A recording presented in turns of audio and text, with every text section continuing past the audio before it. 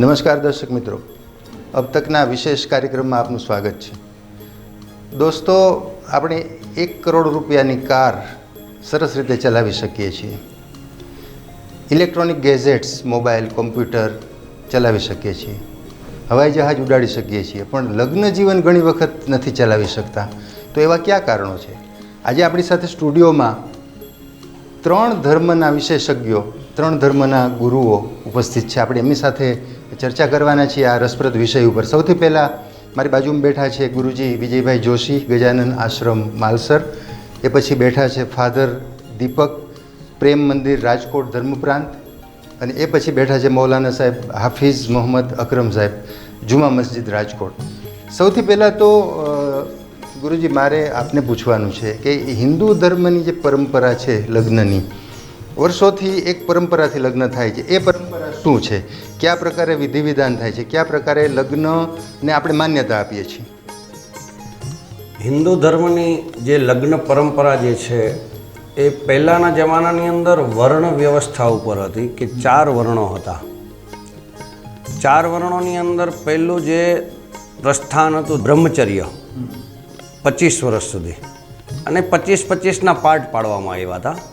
અને 25 થી 50 જે હતું એ ગ્રહસ્થાશ્રમ, પછી 51 થી વાનપ્રસ્થાન, અને છેલ્લે પછી સંન્યાસ આશ્રમ.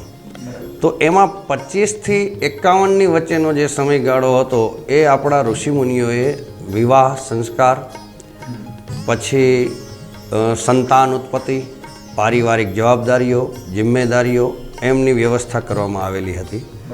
અને એ જ પ્રમાણે આજે સરકારના નિયમ પ્રમાણે દીકરીની 18 વર્ષ અને જે છોકરાની 21 વર્ષ નક્કી મર્યાદા થઈ છે, પણ ઋષિઓ પ્રમાણે 25 થી 51નો સમયગાળો ત્યારે નક્કી કરવામાં આવેલો હતો. ફાધર, ખ્રિસ્તી ધર્મમાં કયા પ્રકારની પરંપરા હોય છે? લગ્ન માટે 2 પાત્રોને જ્યારે લગ્ન કરવાના હોય ત્યારે એના માતા પિતા નક્કી કરી દે, એ લોકો નક્કી કરે, સંતાનો નક્કી કરે, એટલે યુવક યુવતી નક્કી કરે, અને પછી ચર્ચમાં આવે કે કયા પ્રકારની વ્યવસ્થા હોય છે? ખ્રિસ્તી લગ્ન એ એક સંસ્કારની રૂપમાં જોવામાં આવે છે, અને એ છે જ, એ ઈશ્વરે સર્જેલો છે. અને એટલા માટે માતા પિતા પણ તેમને તૈયાર કરી શકે છે, અને જે કહેવાય છોકરો છોકરી પણ સામે ચાલીને આવી શકે છે. અને એ આવ્યા પછી તેમના માટે જો એમને જે અમુક જે ધર્મ શિક્ષણ અમે આપીને તૈયાર કરીએ છીએ લગ્ન જીવન શું છે તે વિશે, અને એ રીતે લગ્ન જીવનના જે અલગ અલગ તબક્કાઓ છે, અલગ અલગ જે પાસાઓ છે, એના ઉપર એમને સમજાવીને એના ઉપર એમને તૈયાર કરવામાં આવે છે કે જેથી તેમનું લગ્ન જીવન સારી રીતે ચાલે. આમાં બંને બાજુ થઈ શકે છે. અરેન્જ મેરેજ કહેવાય કે માતા પિતા દ્વારા પણ નક્કી થઈ શકે છે, અને છોકરા છોકરી સ્વતંત્રપણે આવીને પણ મેરેજ માટે રજૂઆત કરી શકે છે, અને એમને પછી તૈયાર કરવામાં આવે છે. બરાબર. મૌલાના સાહેબ, આપને ત્યાં ઇસ્લામમાં કયા પ્રકારની વ્યવસ્થા હોય છે? માતા પિતા નક્કી કરે છે, દીકરો દીકરી એટલે સંતાનો નક્કી કરે છે, પછી તમારી સુધી એ વાત આવે છે, પછી તમારા સુધી પહોંચે છે? સર્વપ્રથમ તો નિકાહ. નિકાહ એટલે લગ્ન. બરાબર. લગ્ન એટલે શાદી. हमारा पैगंबर इस्लाम हज़रत मोहम्मद सल्लल्लाहु ताला अलैहि वसल्लमની પ્યારી પ્યારી સુન્નત છે. અને લગ્ન માટે દીકરા અને દીકરી એકબીજાને પસંદ કરે છે. એની અંદર એના માતા પિતાને પસંદ હોય તો જ લગ્ન થાય છે. બરાબર. અને લગ્નની અંદર દીકરી તરફથી એક વકીલ હોય છે, અને દીકરા તરફથી 2 સાક્ષી એટલે ગવાહ હોય છે, અને એક નિકાહ એટલે લગ્ન કરાવનાર હોય છે. અને જે ઇસ્લામ ધર્મની અંદર ઉલ્લેખ કરવામાં આવ્યું છે કે 34 ગ્રામ ચાંદી એને અમે મહેર કહીએ છીએ, જે દીકરીને આપવામાં આવે છે, એટલે લગ્નની વિધિ પૂરી થઈ જાય છે. અચ્છા, આ પ્રકારની વ્યવસ્થા છે. ગુરુજી, હિન્દુ ધર્મમાં જ્યારે કોઈ 2 પાત્રોના લગ્ન નક્કી થાય, ચાહે માતા પિતા નક્કી કરે, ચાહે પોતે નક્કી કરે, પછી જે લગ્નની વિધિ હોય છે 2-3 કલાકની, એમાં અગ્નિની સાક્ષીએ, કારણ કે હિન્દુઓ અગ્નિને દેવ માને છે, એટલે અગ્નિની સાક્ષીએ ફેરા ફરવામાં આવે છે. ક્યાંક આપણે ત્યાં 4 ફેરા ફરાય છે, ભારતના બીજા રાજ્યોમાં 7 ફેરાની પરંપરા છે. એટલે એ પછી નક્કી થાય છે માતા પિતાની હાજરીમાં, પુરોહિતની હાજરીમાં, પંડિતજીની હાજરીમાં, અને એ રીતે લગ્ન થાય. એટલે એ લગ્ન જીવન કાયમ તમારે ચલાવવું પડે એવી જવાબદારી તમે સમાજની વચ્ચે સ્વીકારો છો. તો એ વિધિ વિધાન આખું શું હોય છે લગ્નનું? લગ્ન પરંપરા જે છે આખી વૈદિક વિધિ વિધાન છે. એની અંદર હિન્દુ શાસ્ત્રમાં તો 8 પ્રકારના લગ્નો બતાવવામાં આવ્યા છે. એમાં શ્રેષ્ઠ લગ્ન છે બ્રહ્મ વિવાહ. બ્રહ્મ વિવાહ એટલે કે વર પક્ષ અને કન્યા પક્ષના માતા પિતાઓ, પરિવાર બધા સમજૂતીથી લગ્ન જે થતા હોય અને લગ્ન યોગ્ય પંડિતો પાસે મુહૂર્ત જોવડાવતા હોય અને લગ્ન વિવાહ જે થતા હોય છે. હવે વૈદિક વિધિથી જે થતા હોય છે એની અંદર 2 પ્રકાર હોય. ઘણી વખત ગૌધુલિક સમયની અંદર પણ લોકો મુહૂર્ત નીકાળતા હોય છે. તો ગૌધુલિક સમય એટલે કે જ્યારે ગાયો ચરીને ધણમાંથી પાછી આવતી હોય ત્યારે એના વાછડાઓને મળવા માટે 2 પાકડી બની હોય છે. તો એ એટલી બધી રજકણો ઉઠતી હોય છે આકાશની અંદર, ડમરીઓ, અને એ જ્યારે પાછી સંધ્યાના સમયે નીચે જમીન ઉપર આવતી હોય એ સમયને ગૌધુલિક સમય કીધો છે. તો ગૌધુલિક સમયની અંદર જે લગ્ન વિવાહ થતા હોય તો ઘણી વખત ક્યારેક મુહૂર્ત ન હોય તો ગૌધુલિક સમય લ્યો તો પણ ચાલતું હોય છે. બરાબર. બાકી ગુરુબળ, સૂર્યબળ, ચંદ્રબળ જોઈ અને વિવાહનું મુહૂર્ત નક્કી કરવામાં આવતું હોય છે. બરાબર. ફાધર, આપને ત્યાં કેવી રીતે હોય છે? કોઈ દિવસ નક્કી હોય છે, મુહૂર્ત કાઢવાનું હોય છે, અથવા તો કોઈ મહિનો નક્કી હોય છે? અને વિધિ વિધાન શું હોય છે બેઝિકલી? કોઈ લગ્ન તમે જ્યારે કરાવો, તમારી હાજરીમાં થતા હોય તો કેટલી કલાકની, જેમ હિન્દુમાં ફેરા ફરવાના હોય છે, અગ્નિની સાક્ષીએ લગ્ન કરવાના હોય છે, 2-3 કલાકની વિધિ વિધાન ચાલતું હોય છે, તો તમારે કેવી રીતનું હોય છે? ખ્રિસ્તી લગ્ન સંસ્કાર એ આપણે કહીએ તો એક કરાર છે, અને એ કરાર મતલબ કે કવનન્ટ, કે જે અનબ્રેકેબલ, કે એને તોડી ના શકાય એવું. અને એટલા માટે એમને જ્યારે તૈયાર કરવામાં આવે છે એ પછી જે પરમ પૂજાની જે વાત છે ધાર્મિક કર્મકાંડની, એ પરમ પૂજાના ભાગરૂપે આ ધર્મ સંસ્કાર જે લગ્ન સંસ્કાર છે એને ત્યાં એ વિધિ કરવામાં આવે છે. અને એના માટે એવું કોઈ સમય મર્યાદા નથી કે કયા સમયમાં કરાવવું જોઈએ. કોઈ પણ સમયે લગ્ન સંસ્કાર થઈ શકે ચર્ચમાં આવીને, પણ લોકોની હાજરી અનિવાર્ય છે ત્યાં.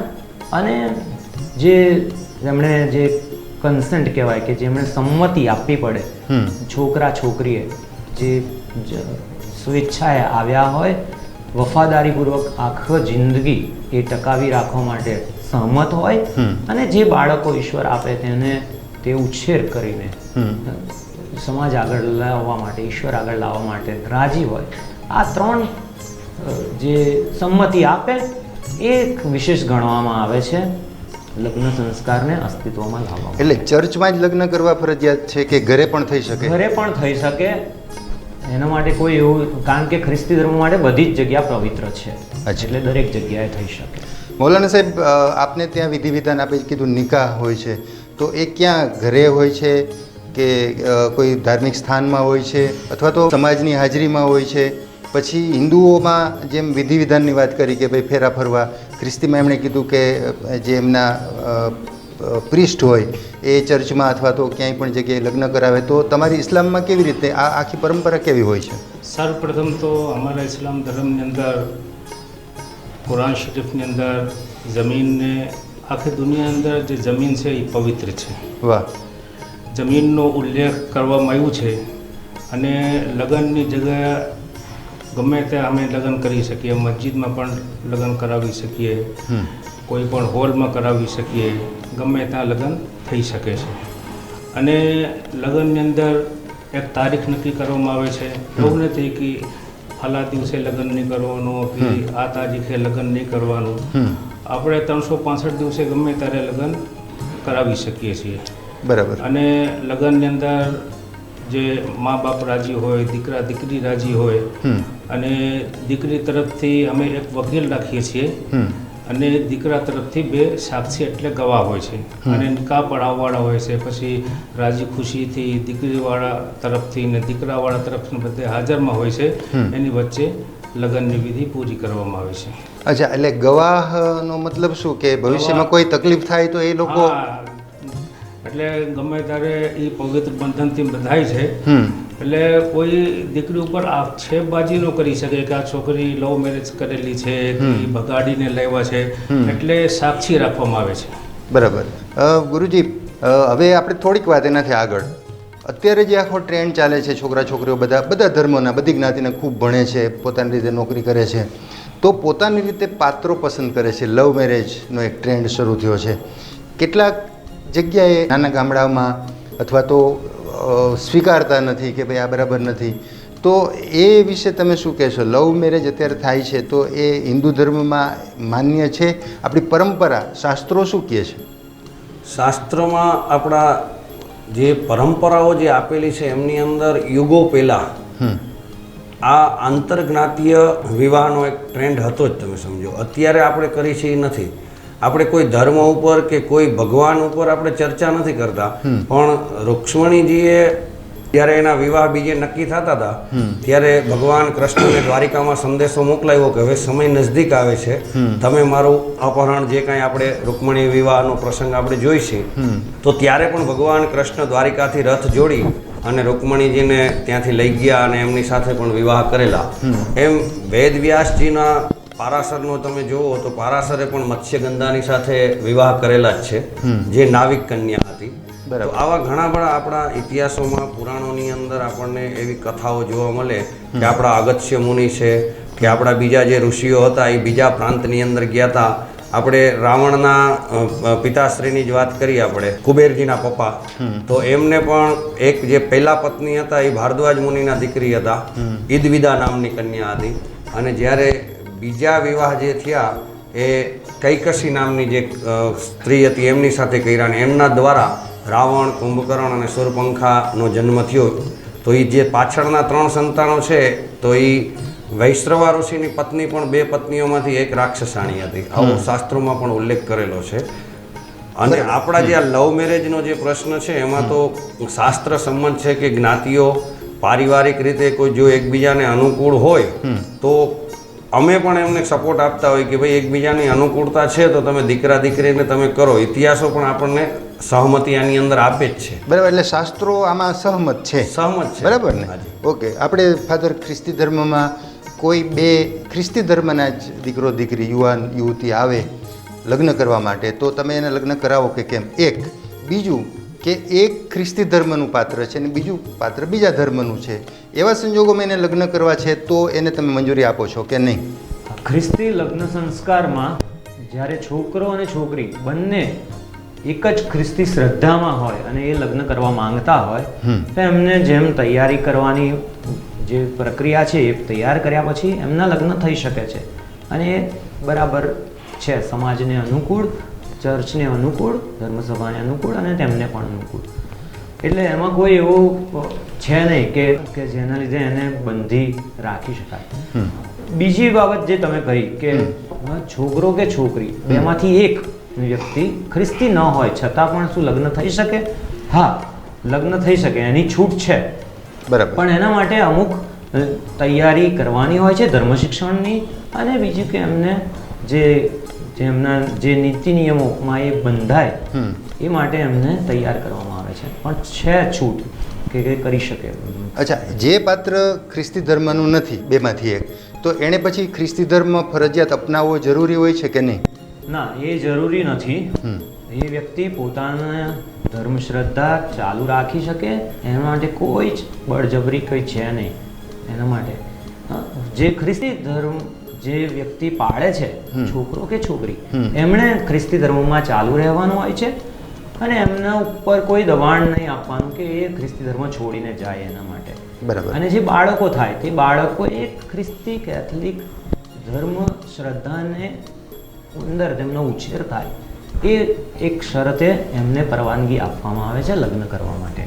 મૌલાના સાહેબ, આપને પણ એ જ મુદ્દો પૂછીશ કે લવ મેરેજની અત્યારે આપણે જે વાત કરીએ છીએ, મુસ્લિમ ધર્મના એટલે ઇસ્લામના 2 એક દીકરો અને એક દીકરી પોતાની રીતે નક્કી કરે છે લગ્ન કરવા માટે, તો તમે મંજૂરી એને આપો છો, એને લગ્ન કરાવી દો છો? તમારું શાસ્ત્ર, તમારો ધર્મ એમાં હા પાડે છે કે નહીં? એક. અને બીજું કે એક પાત્ર છે એ બીજા ધર્મનું છે અને બેયને સ્વેચ્છાએ લગ્ન કરવા છે, તો કયા પ્રકારની જોગવાઈ છે? સર્વપ્રથમ તો ઇસ્લામ ધર્મની અંદર લવ મેરેજ કે પ્યાર મોહબ્બતનો કોઈ સ્થાન નથી. બરાબર. હા, દીકરા દીકરી બે મુસ્લિમ સમાજના હોય તો એ લગ્ન કરી શકે છે, એના માતા પિતા રાજી હોય. ઘણીવાર એવું બને કે દીકરી કે દીકરા અલગ અલગ ધર્મના હોય અને માતા પિતા રાજી ન હોય. તમારા કુરાન શરીફની અંદર માતા પિતાનું બહુ મોટું માન આપવામાં આવ્યું છે. બરાબર. તેની મરજીના ખિલાફ દીકરા કે દીકરી જાય તો એના ભવિષ્યની અંદર એની પોતાની મંજિલ સુધી ન પહોંચી શકે. એટલે માતા પિતાની રજામંદી જરૂરી છે એમાં. એટલે માતા પિતા રાજી હોય, દીકરાવાળા તરફથી દીકરીવાળા તરફથી બધે રાજી હોય, બે દીકરી દીકરા રાજી હોય તો લગ્ન કરાવી શકાય છે. બરાબર. એટલે બધા પક્ષના માતા પિતા રાજી હોવા જરૂરી છે તો લગ્ન થઈ શકે. થઈ શકે છે. બહુ સરસ. હવે મિત્રો, અત્યારે આપણે જોઈએ છીએ કે નથી એરેન્જ મેરેજ ચાલતા, ઘણા બધા પ્રશ્નો થાય છે. લવ મેરેજમાં પણ એ જ તકલીફ છે. સેલ્ફ એરેન્જ, પોતે નક્કી કરેલા હોય, એમાં પણ ઘણી બધી મુશ્કેલી છે. દુનિયા આખી એક એવા ત્રિભેટે ઊભી છે કે આગળ ઉપર શું આવતા દિવસો કેવા આવશે આપણને ખબર નથી. તો ગુરુજી, તમને હું પહેલાં પૂછીશ કે જ્યારે બે પાત્રો કાં તો માતા પિતાના નક્કી કરવાથી લગ્ન કરે છે અથવા પોતાની રીતે નક્કી કરીને લગ્ન કરે છે, પછી એને સમય જતાં કંઈક તકલીફ પડે છે, છૂટાછેડાની નોબત આવે છે, તો હિન્દુ ધર્મ પ્રમાણે છૂટાછેડા આપણી પરંપરા પ્રમાણે માન્ય છે, એલાવ છે, આપી શકાય? અત્યારે તો આખો કોર્ટનો મુદ્દો છે, એ આપણે એક બાજુ રાખીએ છીએ, કોર્ટમાં જવું પડે છે, પણ ધર્મ શું કહે છે? ધર્મ પ્રમાણે તો આ લગ્ન પરંપરા જે આપણી છે એ અત્યાર સુધી આપણે એક જન્મ માટે, પણ આપણા હિન્દુ ધર્મની અંદર તો 7 જન્મનો નાતો બતાવવામાં આવેલો છે. જો માણસ 5-10 વર્ષની અંદર જ છૂટાછેડા લેવાનો વિચારતો હોય તો 7 જન્મો સુધીનો તો ક્યાં વાત રહી. તો બને ત્યાં સુધી આપણા હિન્દુ ધર્મની અંદર તો સમજાવટથી કે કોઈ પણ રીતે ઘણી વખત એવું થતું હોય કે ભાઈ એકબીજાને મિસઅન્ડરસ્ટેન્ડિંગ હોય તો એનો રસ્તો નીકળતો હોય, પારિવારિક કોઈની પણ કાંઈ ચડામણીઓ હોય કે કાંઈ હોય તો એમના રસ્તા કાઢી અને લગ્ન જીવન આગળ વધારવા માટેના આપણા હિન્દુઓની અંદર પ્રયત્ન થતા હોય. છૂટાછેડાના શક્ય તેટલા આપણે ન થાય, કોર્ટ કેસમાં ન જાય એવું એમના વડીલો વિચારતા હોય. પછી એમના કોઈ ગોર મહારાજો હોય કે જે કોઈ ગુરુઓ હોય, બ્રાહ્મણો હોય, એ પણ વચ્ચે પડી અને કોર્ટ કેસથી મેક્સિમમ દૂર રાખવાના પ્રયત્ન થતા હોય છે. બરાબર. ફાધર, આપણે ત્યાં કયા પ્રકારનું હોય છે? ખ્રિસ્તી ધર્મમાં છૂટાછેડાને કોઈને લગ્ન જીવન 5, 10, 15 વર્ષ પછી કોઈ પણ મુશ્કેલી આવી અને છૂટું થવું છે તો તમે એને રજામંદી આપો છો કે નહીં? ખ્રિસ્તી લગ્ન સંસ્કારમાં જે લગ્ન જીવનમાં જે લોકો બંધાય છે એ પોતાની સ્વતંત્રતાથી બંધાય છે અને એટલે એમને લગ્ન પૂર્વેની તપાસ અને તૈયારી આ બંને પ્રક્રિયામાંથી એમણે બધાએ પસાર થવાનું હોય છે. બરાબર. માત્ર છોકરા છોકરીએ નહીં પણ તેમના માતા પિતા, તેમના સગાવાલાઓને પણ એમાં સામેલ કરવામાં આવે છે. અને એ રીતે આપણે જોઈએ તો આખો સમાજ, આખો ખ્રિસ્તી સમાજ એમાં સંકળાયેલો હોય છે. એટલે ખરેખર ખ્રિસ્તી ધર્મની માન્યતા એવી છે કે લગ્ન એ સંસ્કાર છે જે ઈસુ ખ્રિસ્તે સ્થાપેલો છે, ઈશ્વરનો હાથ છે એમાં, અને એટલે એ લગ્ન સંસ્કાર તૂટી ન શકે. એનો કોઈ છૂટાછેડાની એવી કોઈ જરૂર એ છે નહીં, ત્યાં કોઈ નથી. પણ જ્યારે આવા કોઈ પ્રશ્નો ઊભા થાય છે ત્યારે જેમ મેં કહ્યું આગળ કે ધર્મવિધિ દરમિયાન એમણે જે 3 વચનો આપવાના હોય છે, એ 3 વચન અને જે પૂર્વ તપાસ, લગ્ન પહેલાંની જે તૈયારી, ત્યાં જો કંઈ ખામી રહી હોય તો એના બેઝ ઉપર, એના આધાર ઉપર તપાસ કરીને ધર્મસભા, ચર્ચ એ લગ્ન, કારણ કે ત્યાં ઈરાદો ખોટો હતો, હેતુ ખોટો હતો, એ બાબતોને ધ્યાનમાં લઈને એ લગ્નને કેન્સલ કરે છે, રદ ગણે છે, એ લગ્ન થયું નહોતું એવું જાહેર કરે છે. એ રીતે ધાર્મિક રીતે તે બંને પાત્ર છૂટા પડે છે. એટલે એને કોર્ટમાં જવું જરૂરી છે. એ પછી કોર્ટમાં અત્યારે જવાનું કમ્પલસરી છે. આ ધાર્મિક રીતે છૂટાછેડાની વાત થઈ હતી. બરાબર. મૌલાના સાહેબ, ઇસ્લામમાં શું છે? આ પ્રકારની જ્યારે સમસ્યા આવે, બે પાત્રોને વર્ષે 2 વર્ષે 5 15 વર્ષે જ્યારે પણ કોઈ પણ પ્રકારની મુશ્કેલી થઈ અને એને છૂટા પડવું છે તો ઇસ્લામ એને મંજૂરી આપે છે? સર્વપ્રથમ તો ઇસ્લામ ધર્મની અંદર જ્યારે લગ્ન કરાવવામાં આવે છે, લગ્ન એટલે નિકાહ એટલે શાદી, હમ તેની અંદર 4 શરતો રાખવામાં આવે છે. અચ્છા. કે દીકરો એની ઘરવાળીને હમ પેટ ભરીને ખાવાનું આપશે, હમ પહેરવા માટે લુગડા આપશે અચ્છા. અને રહેવા માટે મકાન આપશે. રોટી કપડા ઓર મકાનની પહેલી શરત છે. રોટી કપડાં ને મકાન. વાહ. અને જે એના જે હક છે ઔરતનો, હમ એ હક એનું પૂરું પાડશે. અચ્છા. અને કુરાન શરીફની અંદર છૂટાછેડા એટલે અમારી જબાનમાં તલાક, તલાક. હાજી. એટલે તલાક દેવું એ બહુ મોટું પાપ, એટલે બહુ મોટો ગુનો છે. ઓહો. હા, એવા સંજોગો પણ બને છે જિંદગીની અંદર. ઘણા ધૂપ છાવ આવે છે, હમ ઘણાના જીવનમાં એવા અણબનાવ બની જાય છે. હમ ત્યારે મીટિંગ બોલાવવામાં આવે છે. મોટા જે અમારા ધર્મગુરુઓ છે હમ એને બોલાવવામાં આવે છે. એ લોકો દીકરી પક્ષવાળાને અને દીકરાવાળાને બંનેને સમજાવે છે. હમ. તોય છતાં વાત નથી બનતી. ત્યારે શરિયત, ઇસ્લામ, કુરાન એને છૂટાછેડા દેવાની ઇજાજત આપે છે. અચ્છા, એટલે ઇસ્લામમાં પણ ધર્મ છૂટાછેડા આપી શકે છે? આપી શકે છે. બરાબર. પણ આ બધી શરતો ચકાસ્યા પછી આ શરતોમાં દાખલા તરીકે એ જે લગ્ન પ્રસંગ ટાણે હા. જે શરતો રાખવામાં આવી, હમ એક વકીલ અને 2 સાક્ષી ગવાહની વચ્ચે કે દીકરીને રોટી, કપડાં અને મકાન હમ. અને જે ઔરતનો હક હોય છે હમ. એ હક અદા કરશે. એમાંથી 4 વસ્તુમાંથી એક વસ્તુની ખામી રહી જાય હમ. તો કસૂરવાર છોકરો હોય છે. તોય છતાં બધે પક્ષવાળા એને સમજાવટથી જેમ તોડવાની વાત નહીં, હમ. જોડવાની વાત કરે છે. બરાબર. અને છતાં એવું પણ થઈ પણ જાય છે કે જેના 10 15 વર્ષના રીસામણે છોકરી બેઠી હોય એના પણ સમાધાન કરાવી દીધા છે. તોય છતાં કોઈનું ઘર ન હાલે તો દીકરીનું ભવિષ્ય જોવાનું હોય, દીકરાનું ભવિષ્ય જોવાનું હોય, એનું ભવિષ્ય ન બગડે ત્યારે શરિયત અને ઇસ્લામ છૂટાછેડા દેવાનું ઇજાજત આપે છે. બરાબર. મૌલાના સાહેબ, એક થોડી વાર પહેલાં મેં એક પ્રશ્ન પૂછ્યો અને જવાબમાં એવું કીધું હતું કે 34 ગ્રામ ચાંદી 34 ગ્રામ ચાંદી આપવાની હોય છે. હા, તો 34 ગ્રામ ચાંદી આપી શકાય છે, યા પછી 34 ગ્રામ ચાંદીની કિંમતના રૂપિયા પણ આપી શકાય છે. દીકરીને આપવાની હોય છે દીકરા પક્ષે? દીકરાવાળા દીકરીને આપે છે. બરાબર. એટલે હિન્દુઓમાં જેમ ઘરેણા આપવાનો કે હા. જે દહેજ એને કોઈ રીતે આપણે કહીએ કે નહીં, કરિયાવર નહીં. કહીએ? ઇસ્લામ ધર્મમાં દહેજ ઉપર તો સંપૂર્ણ પાબંદી છે. વાહ. કે ઇસ્લામ ધર્મની અંદર કે રીસા ખોટા રીત રિવાજ જે છે કે રીસા આતિશબાજી કરવી અને ખોટા ખર્ચા કરવા. ઘણા નાના માણસો હોય છે, મોટા માણસો હોય એ લોકો પણ બરદાસ્ત કરી શકે છે ખર્ચો, પણ જે નાના માણસો હોય એ 10-20 વર્ષની કમાણી એક દિવસમાં એ વેડફી નાખે છે. તો મારું કહેવાનું તે એવું છે કે એ પૈસા જે છે ને એજ્યુકેશન ઉપર ખર્ચ કરવામાં વાહ, આવે, વાહ. યતીમ છોકરાઓ, અનાથ બાળકો બેવાની પાછળ ખર્ચ કરવામાં આવે. તો જે અત્યારે સુસાઇડ કરવામાં આવે છે, ખુદકશી કરવામાં આવે છે, આત્મહત્યા કરવામાં આવે છે, તો એ અમારી બહેનો આત્મહત્યા સુસાઇડ નહીં કરે ને એ ઘર તૂટશે નહીં અને એ ઘર ચાલશે. બહુ સરસ, બહુ સરસ. આપણે દર્શક મિત્રો જે સાંભળતા હશે આ મૌલાના સાહેબની વાત ઉપરથી ઘણું બધું સમજી શકશે કે ખોટા ખર્ચ લગ્નમાં કરવા એના ઉપર ઇસ્લામ રાજી નથી. ઇસ્લામ કહે છે કે ખોટા ખર્ચ નહીં કરો.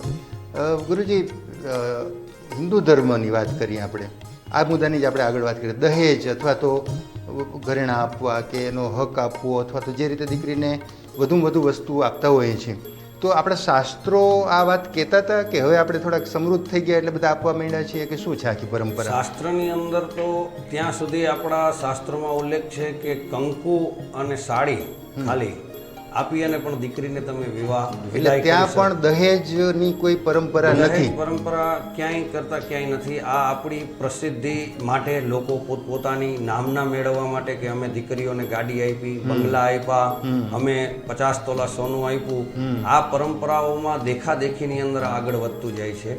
બાકી અત્યારે આપણા હિન્દુઓની અંદર સામે દીકરાવાળા પણ એવું કે અમારે તો લક્ષ્મી રૂપી કન્યાની જરૂર છે, અમારે દહેજની જરૂર નથી, એવું સામેથી ડિમાન્ડ કરતા વાહ હોય વાહ છે. વાહ. અને આપણી જે પરંપરા છે એની અંદર કેટલી ત્યાગની પરંપરાઓ આપી છે. 4 ફેરાની તમે મને પહેલો પ્રશ્ન કર્યો હતો કે 4 અગ્નિની સાક્ષીએ, તો એ 4 ફેરાની અંદર તમે જુઓ સ્ત્રી હંમેશા પાછળ રહે છે. હાજી 3 ફેરા પુરુષ આગળ છે. એમ કે તારા દરેક ધર્મ, પહેલો ફેરો ધર્મનો બતાવ્યો કે ધર્મના ફેરાની અંદર તમે આગળ રહ્યો, હું તમારી સાથે તમારા દરેક કાર્યમાં હું તમને સપોર્ટ કરીશ. બરાબર. પછી આવ્યો અર્થ. અર્થ એટલે અર્થ ઉપાર્જન, પૈસા કમાવા, આ તે. એની અંદર પણ પુરુષને કીધું તમે આગળ રહ્યો, જ્યાં જરૂર પડશે ત્યાં હું તમારી સાથે છું. ત્રીજો છે કામનો. જ્યારે પણ કોઈ શારીરિક બાબત કે પ્રજા ઉત્પત્તિની વાત કે તમારા કુટુંબ પરિવારને આગળ જે કરવું છે એની અંદર પણ તમને હું સપોર્ટ આપું, તમે આગળ રહ્યો. બરાબર. પણ ચોથા ફેરાની અંદર અગ્નિની અને સમાજની સાક્ષીએ સ્ત્રી એમ કહે છે કે હવે તમે પાછળ રહ્યો, હું આગળ નીકળીશ, કારણ કે આ મોક્ષનો ફેરો છે. તો મોક્ષના ફેરાની અંદર ત્યાગની ભાવના હિન્દુ સ્ત્રીઓ બતાવે કે હું પહેલા જઈશ. અખંડ સુહાગણનું જે આપણું સપનું છે કે હું જીવું ત્યાં સુધી સુહાગણ રહું. આવા ધાર્મિક માન્યતાઓ સાથે અને દહેજ પ્રથા તો એક પ્રકારનું આપણી જે પ્રશંસા મેળવવા માટેની પ્રથા છે. કોઈ પણ શાસ્ત્રમાં આવું નથી કે આટલું આ સોનું ચાંદી હીરા મોતી રાજી ખુશીથી દીકરીઓને તમે આપો. આપણા શાસ્ત્રમાં કીધું કે બહેનો દીકરીઓને જેટલું દ્યો એટલું ઓછું છે.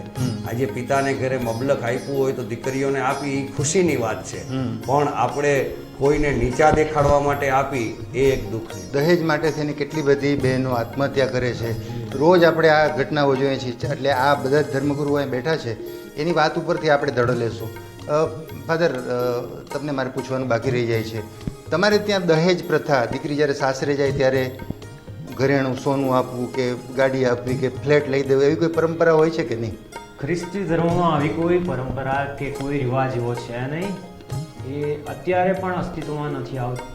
શરૂઆતથી માંડીને કોઈ સમાજે એવો બંધી કે ધારાધોરણ એવું ઊભું કરેલું નથી.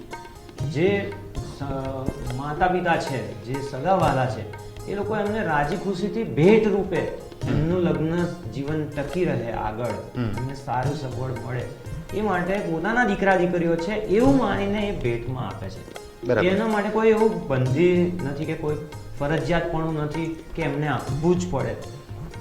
ખાલી ચર્ચમાં આશીર્વાદ થાય અને જે સમાજની હાજરી હોય અને એ લોકો લગ્ન સંબંધમાં જોડાય. એ રીતે આખી વિધિ પૂરી કરીને લગ્ન સંસ્કારને અસ્તિત્વમાં લાવવામાં આવે છે. બધા ધર્મના ગુરુઓએ આ વાત કરી છે, એટલે આપણે એના પરથી કેટલું બધું સમજી શકીએ, કેટલું બધું જીવનમાં ઉતારી શકીએ અને એમની વાત આપણે બરાબર અમલમાં મૂકી શકીએ. મૌલાના સાહેબ, આગળ મારે થોડું આ વિષય ઉપર થોડુંક હજી આગળ મારે પૂછવાનું છે.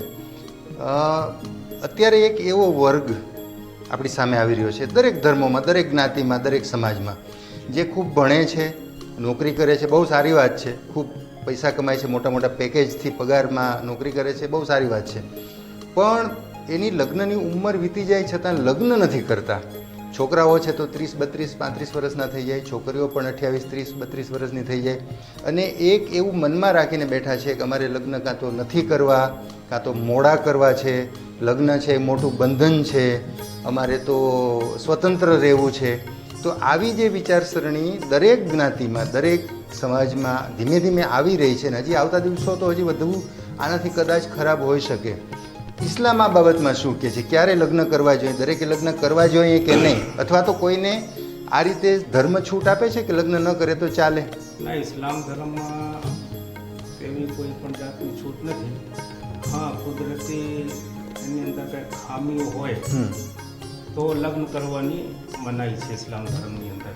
બરાબર. અને જ્યારે બાલિગ થઈ જાય છે, બાલિગમાં તો સમજતા હશો, હાજી હાજી, દીકરી બાલિગા થાય, દીકરો બાલિગ થઈ જાય, અત્યારે આપણા કાયદા કાનૂન પ્રમાણે 18 વર્ષથી ઉપરની દીકરી થાય હાજી, અને 21 વર્ષ ઉપર દીકરાની ઉંમર થાય તો ઇસ્લામ ધર્મની અંદર એવું છે કે લગ્ન કરી દેવું જોઈએ. બરાબર. અગર લગ્ન નહીં થાય, કેમ કે આ ઉંમર એવી હોય છે ને કે ઘણા એવા દીકરી પગલાં ભરી લે, દીકરો પગલાં ભરી લે, જેના હિસાબે મા બાપની બદનામી થાય, સમાજની બદનામી થાય. તો મારા ખ્યાલ પ્રમાણે ઉંમર થઈ જાય તો દીકરા દીકરીને લગ્ન કરી દેવું જોઈએ. બરાબર છે. ફાધર, આ જ મુદ્દો મારે તમને પૂછવાનો છે કે મોટી ઉંમર સુધી લગ્ન ન કરવા અથવા મારે કરવા જ નથી એવી જે માનસિકતા, આપણે એને બળજબરીથી લગ્ન કોઈને નથી કરાવી શકતા, પણ ધર્મ શું કહે છે, તમારો ધર્મ શું કહે છે? ધર્મ બાઇબલનો જે પ્રભુની વાણી છે, કે જે પ્રભુનો શબ્દ છે ને એના દ્વારા, અને જે ધાર્મિક પરંપરા છે કેથલિક ખ્રિસ્તી જીવનમાં, એ પરંપરા અને ધાર્મિક બાબત બંને સાથે લઈએ. પ્રભુની વાણી જે બાઇબલ, જ્યાં ઈશ્વરે કહ્યું છે પોતે, આ બંને જે આપણે લેખામાં લઈને વાત કરીએ આ બાબતે, તો એ સાચી વાત છે કે યોગ્ય ઉંમરે, પુખ્ત વયની ઉંમરે છોકરા અને છોકરીએ વિવાહ, લગ્ન, સંબંધ, સંસ્કારમાં જોડાવવું જોઈએ. અત્યારે સમસ્યા એ છે કે સમાજમાં જે દેખાદેખીની, કારકિર્દી બનાવવાની જે ધગસ છે કે અલગ વિચારધારા છે, એના લીધે જે ધર્મનું પાસું, તમે જેમ શરૂઆતમાં કહ્યું એમ, કે ઓછું થઈ ગયું છે. જે શ્રદ્ધા ખૂટી ગઈ છે, ઈશ્વરમાં વિશ્વાસ નથી કે પ્રભુ બધું જ આશીર્વાદ રૂપે આપશે, અને એટલે મનમાં જે શંકા છે કે પોતાની શક્તિથી પોતાનું જીવન આગળ વધારવું પડશે, ઈશ્વરના આશીર્વાદથી મારું જીવન નથી થતું આગળ, આ શંકાને લીધે જે શ્રદ્ધાનો અભાવ, શ્રદ્ધાની કટોકટી છે, એના લીધે થઈને છોકરા છોકરીઓ લગ્ન કરતા અચકાય છે, અથવા તો તેઓને ડર છે. કારણ કે ભૂતકાળમાં કોઈના એવા અનુભવ હોય કે પોતાના સગાવાલાના લગ્ન જીવન સારા ન ગયા હોય, એનો ડર રાખીને એ લોકો આગળ પગલું ભરતા નથી. અને બીજું કે પોતાની મહત્વાકાંક્ષા હોય, કારકિર્દી બનાવવાની મહેચ્છા, એના કારણે થઈને એ લોકો લાંબો સમય સુધી લગ્ન કરતા નથી હોતા. બરાબર. ગુરુજી, આપણા હિન્દુ શાસ્ત્રની અંદર તો 16 સંસ્કારોનું મહત્વ છે, અને વિવાહ સંસ્કાર જે છે એ 13મો સંસ્કાર છે નિલેશભાઈ. હાજી. તો આપણી માથે જન્મતાની સાથે દેવ ઋણ, ઋષિ ઋણ અને પિતૃ ઋણ આપણી માથે હોય છે. તો હિન્દુ ધર્મમાં તો એવું કહે કે તમારે પિતૃ ઋણમાંથી મુક્ત થવું હોય તો વિવાહ સંસ્કાર કરવા ફરજિયાત છે. બરાબર. તમારે જો સંન્યાસ લેવો હોય કે બીજું કંઈ પણ હોય તો માતા પિતાની પૂર્વ મંજૂરી, શંકરાચાર્યએ પણ પોતાની માતાની મંજૂરી લીધી હતી, એમનો માતા પિતાની કે પરિવારની મંજૂરી વિના આપણે સંન્યાસ બની જવું, સાધુ બની જવું, એ પરંપરા પણ નથી. એમના પરિવારની મંજૂરી મળવી જોઈએ. બરાબર. અને વિવાહ સંસ્કાર આપણામાં ફરજિયાત કરવામાં આવે છે. અને ઉંમરની જે વાત છે, મેં પહેલાં આપને કીધેલું કે આપણામાં તો જે ધન્યો ગ્રહસ્થાશ્રમ, કે આપણા શાસ્ત્રમાં કીધું ગ્રહસ્થાશ્રમ જેવો એક આશ્રમ નથી. એની અંદર પરમાત્મા તમને સૌથી નજદીક, આપણે વીરપુરની અંદર જલારામ બાપાને જુઓ તો ગ્રહસ્થાશ્રમની અંદર જ ભગવાનને પ્રાપ્ત કર્યા. નરસિંહ મહેતાને તમે જુઓ તો ગ્રહસ્થાશ્રમમાં જ એમને ભગવાન મળ્યા. તો ગ્રહસ્થાશ્રમ એટલે શ્રેષ્ઠ છે. અને આપણો હિન્દુ ધર્મ વિવાહ કરવા માટે ખૂબ જ આગ્રહ રાખે છે કે આપણી પ્રજા ઉત્પત્તિથી લઈ અને પરિવારને પણ આગળ વધારવા માટે અને પિતૃ ઋણમાંથી મુક્ત થવા માટે વિવાહ કરવા જોઈએ. તો ગુરુજી, ફાધર, મૌલાના સાહેબ, તમારી સાથે સરસ મજાની વાતો કરી. આપણી લગ્ન સંસ્થા, ધર્મ એના ઉપર શું વાતો કરે છે, શું કહે છે, શાસ્ત્રો શું કહે છે, દરેક પોતાના ધર્મગ્રંથો શું કહે છે, એના વિશે તમે સરસ વાતો કરી. અમારા દર્શકોને ખૂબ એમાંથી જાણવા મળ્યું, ઘણા લોકોને એમાંથી માર્ગદર્શન મળશે. આ વાતો તો ઘણી હજી વધુ લાંબી થઈ શકે, આપણી એક સમયની મર્યાદા છે, એટલે અમારા દર્શકોને એક સંદેશો આપ આપી દો. સૌથી પહેલાં મૌલાના સાહેબ. સર્વપ્રથમ તો હું બધાને એ કહેવા માગું છું કે આજે ટોપિક હતું લગ્ન બાબતમાં. અત્યારે જે મારા ખ્યાલ પ્રમાણે અમારા મુસ્લિમ સમાજમાં, ગુજરાતમાં તો જે મેન બીમારી છે જેને દહેજ પ્રથા કહેવામાં આવે છે, તો મારા ખ્યાલ પ્રમાણે આપણા ગુજરાતમાં એ વસ્તુ તો છે જ નહીં. વાહ. આ વસ્તુ બીજા રાજ્યોમાં છે, દાખલા તરીકે યુપી, બિહાર, બંગાળમાં ત્યાં મોટરસાયકલની માંગણી કરતા હોય છે, 4 વ્હીલ ગાડીઓની માંગણી કરતા હોય છે. પણ આ જે દહેજ પ્રથા છે, ઇસ્લામ ધર્મમાં એનું કોઈ પણ જાતનું સ્થાન નથી. બરાબર. અને જે દહેજ પ્રથા છે એ વસ્તુ બધે સમજી વિચારીને એ વસ્તુથી દૂર રહે અને દહેજ પ્રથાને બધે નેસ્ટ નાબૂદ કરી દે. તો જે આપણી દીકરીઓ છે, ઘણી વખત એવું પણ બને છે, એ પહેલાં તમે જે સવાલ કર્યો કે ઘણા દીકરીઓ મોટી ઉંમરની થઈ જાય છે, 30, 35 વર્ષ ઉંમરની, લગ્ન નથી થતા, એનું કારણ એ પણ છે કે બાપ પાસે પૈસા ન હોય હમ. તો મોટરસાઇકલ ન દઈ શકતો હોય, 4 વ્હીલ ગાડીઓ ન દઈ શકતો હોય, હમ. તો દીકરી 30-35 વર્ષની ઉંમરની થઈ જાય છે. હમ. પછી મોટી ઉંમર થાય છે, પછી એવું થાય છે કે એના કોઈ પણ જાતના ક્યાંકથી રિશ્તા નથી આવતા. હમ. એટલે આપણા સમાજમાંથી આ દહેજ પ્રથાને નાબૂદ કરવામાં આવે અને રાજી ખુશીથી મા બાપને જે કાંઈ પણ દેવું હોય હાજી. એ સાંભળા ફાધરે કીધું કે ભેટ રૂપે એ રાજી ખુશીથી પોતપોતાની શક્તિ પ્રમાણે એ એની પોતાની દીકરીને આપી શકે છે. એટલે આ જે સંદેશ મેં આપ્યું છે બધા ભાઈઓ એની ઉપર અમલ કરે. એ જ ઇસ્લામનો સંદેશ છે અને એ જ ઇસ્લામનો પૈગામ છે. ફાધર, તમે એક મેસેજ આપી દો અમારા દર્શકોને. ખ્રિસ્તી ધર્મમાં જે લગ્ન સંસ્કાર વિશે આજે આપણે વાત કરી અને એ દ્વારા આપણને ખ્યાલ આવે છે કે કેટલો મહત્વનો સંસ્કાર છે કે દરેક વ્યક્તિ માટે એ ઈશ્વરની એ હાકલ છે અને એ દ્વારા આપણે સાથે મળીને એ લગ્ન જીવન જે અત્યારે ઘણા સમયથી આ સમસ્યામાં આજ સમાજ પીડાઈ રહ્યો છે અને એના માટે થઈને આપણે કોઈ પ્રયત્નો કરી શકતા નથી. કારણ કે જે સમજ છે, જે ધર્મ શિક્ષણ નથી મળતું, શ્રદ્ધાની ખામી આવી ગઈ છે, ઈશ્વરમાં વિશ્વાસ નથી, આ બધી બાબતો છે કે જે આપણી અંગત મહત્વાકાંક્ષાને કારણે આપણને પાછા પાડે છે.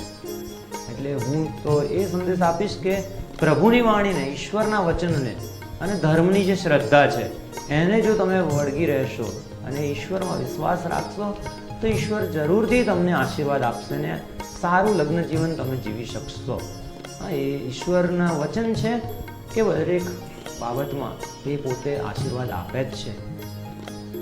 એટલે જે આપણે કર્યું છે, જે ચર્ચા કરી છે ને એમાં દરેક ધર્મ સારી રીતે જ વાત કરે છે લગ્ન સંસ્કાર વિશે. અને એમને આપણે અપનાવી જોઈએ અને વફાદાર રહેવું જોઈએ. એમાં કોઈ બદ ઇરાદો રાખવો જોઈએ નહીં. ગુરુજી, એક તમારો સંદેશો અમારા દર્શકો માટે. આજની જે ખૂબ સરસ મજાની ચર્ચાઓ આપના માધ્યમથી જે કરવામાં આવેલી, મુખ્ય સંદેશો જે હિન્દુ ધર્મ પરંપરા પ્રમાણે દીકરા દીકરીઓ માટે ખાસ કે એમના વડીલો, એમના માતા પિતા જે છે એ એમના હિતેચ્છુ જ છે, એમના શુભ ચિંતકો છે. ક્યારેય પણ એવું આપણે આગળ નહીં પગલું ભરવું કે એમને જન્મ આપીને પોતાને પસ્તાવો થાય કે મારી દીકરી, મારો દીકરો આ શું કરી રહ્યો છે. હંમેશાને માટે આપણા શાસ્ત્રો જે માતા પિતાને પહેલાં ભગવાન કરતાં પણ ઊંચો દરજ્જો આપ્યો છે, તો આજનો જે નવયુવક છે એ પશ્ચિમી સંસ્કૃતિનું આંધળું અનુકરણ કરી અને જે ગલત માર્ગો ઉપર જઈ રહ્યો છે અને પોતાની જે જિંદગી કેમ જીવવી પોતે જ ડિસાઇડ કરી રહ્યો છે, તો એક વખત આ નવયુવાનો શાંતિથી વિચારજો, આપણા ધર્મ શાસ્ત્રો ઉપર થોડું ચિંતન કરજો અને માતા પિતાના કહ્યા માર્ગ ઉપર ચાલશો તો નિશ્ચિંત આપનું ભવિષ્ય ઉજ્જવળ રહેશે. તો દર્શક મિત્રો, આજે 3 ધર્મના ગુરુઓ ગુરુજી વિજયભાઈ જોશી, ફાધર દીપક અને મૌલાના સાહેબ સાથે આપણે લગ્ન વિષય ઉપર ચર્ચા કરી. લગ્ન સંસ્થા કેવી રીતની આપણી ચાલી રહી છે, શાસ્ત્રો એમાં શું કહે છે, તો એના ઉપર સરસ મજાની વાતો કરી. આપણને ઘણું બધું જાણવા મળ્યું. આપ સૌને પણ ખૂબ જાણવા મળ્યું હશે, મજા આવી હશે. ફરી પાછા કોઈ નવા વિષય સાથે, આ વિષયના નિષ્ણાતો સાથે મળશું. ત્યાં સુધી અમને રજા આપશો. નમસ્તે.